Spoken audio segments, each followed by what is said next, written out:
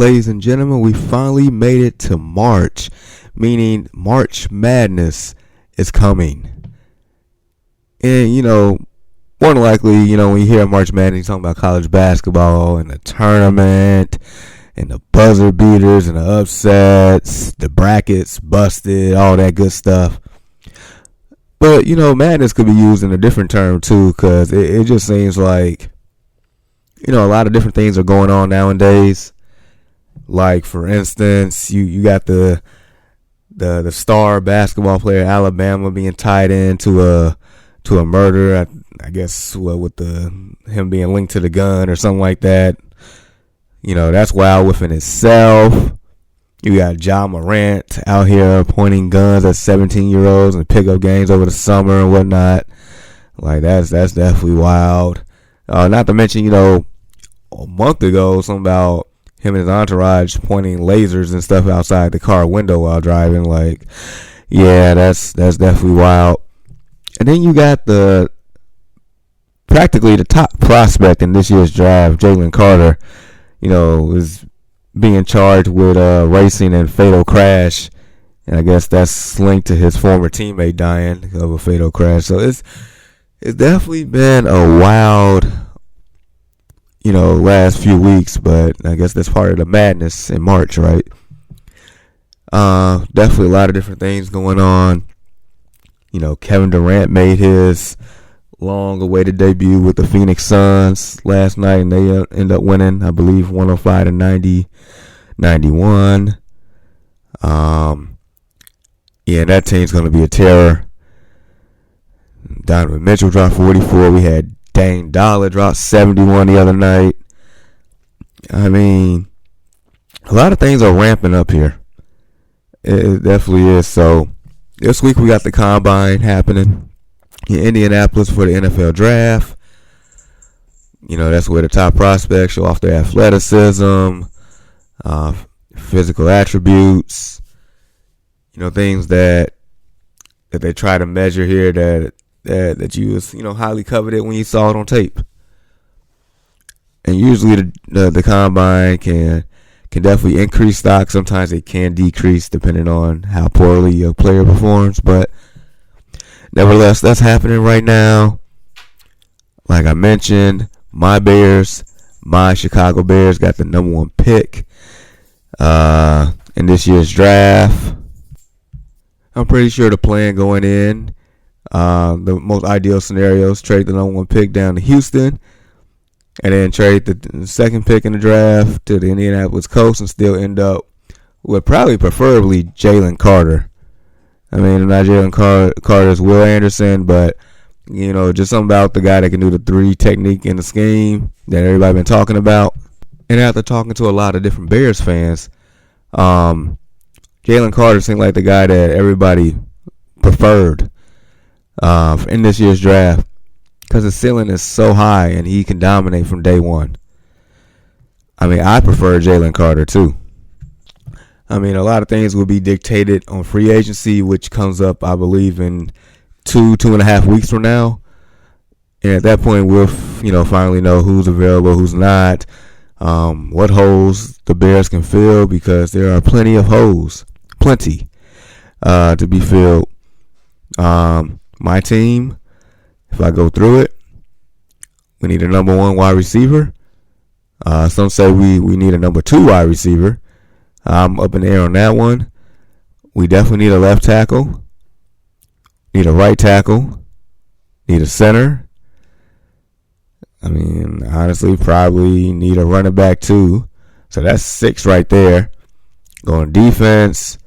Of course, we need, 2 edge rushers at least. Defensive tackle with the 3 technique. That's 9.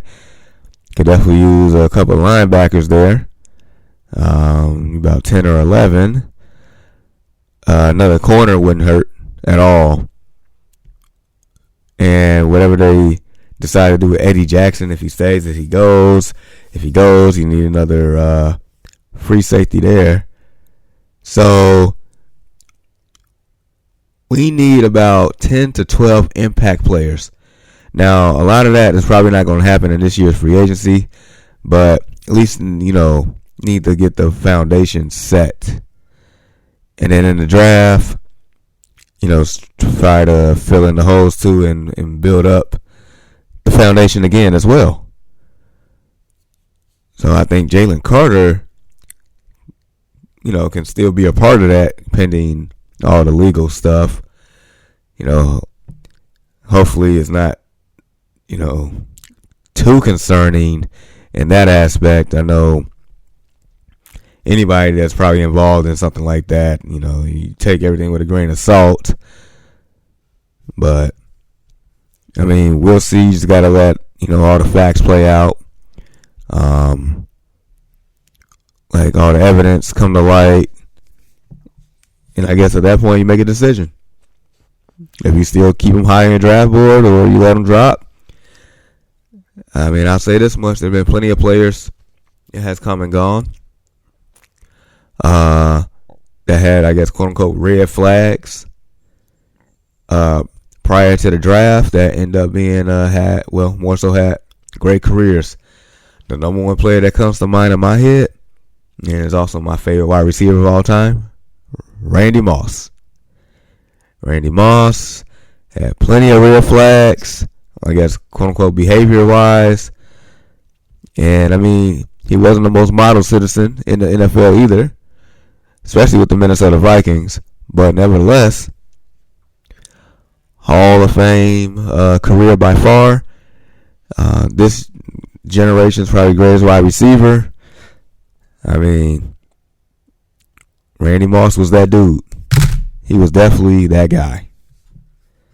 So yeah, we'll see what happens.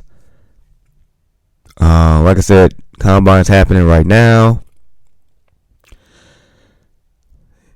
Also, teams are getting ready to, get their cap space together. There might be some cap casualties.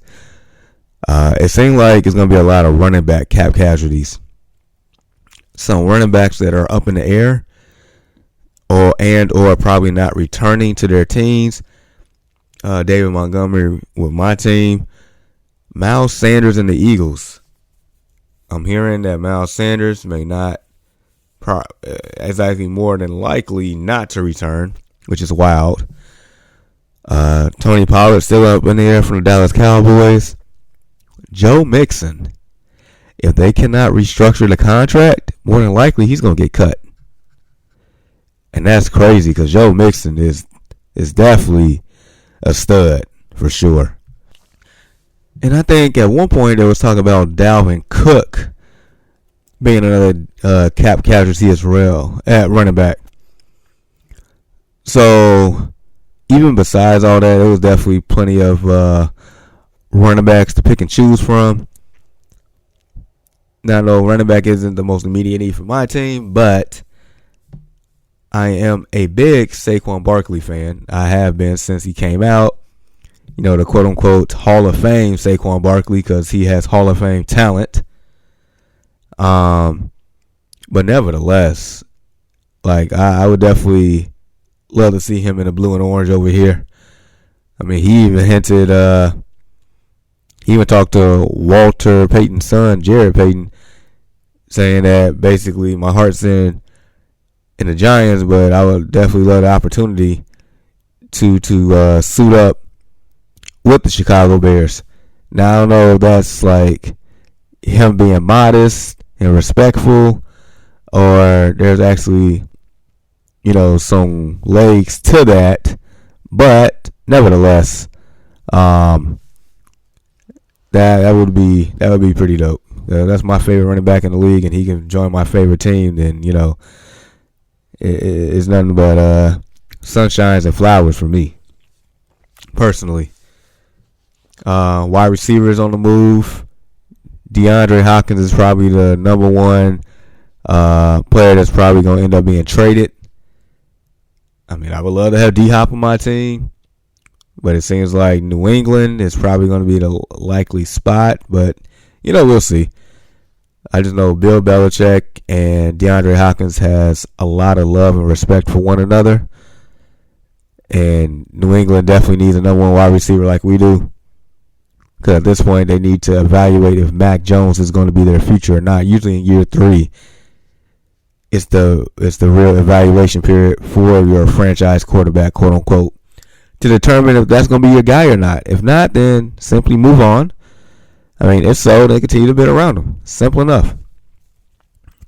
So yeah, DeAndre Hopkins probably in that regard. There was rumors about like Keenan Allen being a cap casualty, but it sounds like that he's going to stay somehow. Yeah, I mean, if he stays, then you're going to have other players like maybe Khalil Mack become available or Mike Williams, because the Chargers are in a big scenario with that one. So, yeah, I'm definitely excited for free agency here. And then, of course, we still got the quarterback watch. Is Aaron Rodgers staying? Is he going? Is he coming back? Who knows? Coming out of darkness. I don't know, man. This guy is a weird fellow. He is weird. I don't know. Lamar Jackson, is he traded? Is he staying? Derek Carr, what's his next team going to look like? Carson Wentz officially cut by the Commanders. I know at this point he's either going to be a backup or no job at all. That experiment, is done. Geno Smith, heard they're trying to bring him back, but also hearing that Seattle is possibly looking for a quarterback in this year's draft as well. So maybe Geno becoming the bridge at this point. It's definitely a lot of different moving pieces this offseason. And like I said a couple weeks ago, my Chicago Bears, are controllers of the offseason with the most cap space and the number 1 pick. Ryan Poles is the guy this offseason. Remember that name, Ryan Poles, the GM, the general manager of the Chicago Bears, is running the show. And it sounds like, during the interviews that I've, heard recently, he has a plan. He definitely has a plan in place. He's definitely not trying to, rush it and build Rome in one day. Because as we know, it takes time. It takes a solid foundation. It sounds like he's not trying to take any shortcuts. It sounds like he's trying to do it the right way. And the head coach is on the same page. Whenever you have the coach and the GM on the same page and not going in different directions, a beautiful thing can happen. And then when you top that off with the president, they're all three are in cohesion, then it's like everything should flow a lot more smoothly. You don't get internal conflict. You don't get, controversial signings or draft picks or anything like that. Controversial players playing when you think they shouldn't. Like, you don't have any of that scenarios if all three are aligned. So, and that's what it sounds like that's happening here with the Bears. I know my team's 3-14, but I'm very excited. Very excited for this off season here. So I will definitely be paying attention to the NFL Combine. Eventually, one of these years, I'm gonna actually go. I was trying to go last year, didn't pan out. This year is too busy. Got a lot of stuff going on, but next year, I'm gonna see if I can, get next year. Maybe exclusive for one of the pods that I'm, one of the other 2 pods that I do as well. So, I think that'd be a fun time. I already been to a Bears training camp before on my birthday a few years ago, and that was pretty fun. That was my first time doing that. So yeah, I definitely want to get more memories, more experience for that type of stuff. So yeah, all right, we'll call it for today. Continue to rock with me right here on the No Offense Radio and the No Offense Network. Check me out on social media at JGoodWithSports, Facebook, Instagram, TikTok, Twitter. Continue to rock with me right here on the JGoodWithSports podcast. Tourney Challenge. The J Good Tourney Challenge is coming. I will have details for you next week, as we are about 10 days away from Selection Sunday. It is that time of year again, my people. But until then, enjoy the beginning of March. Let's get to the end of the week. Continue to get this money. But until next time, peace.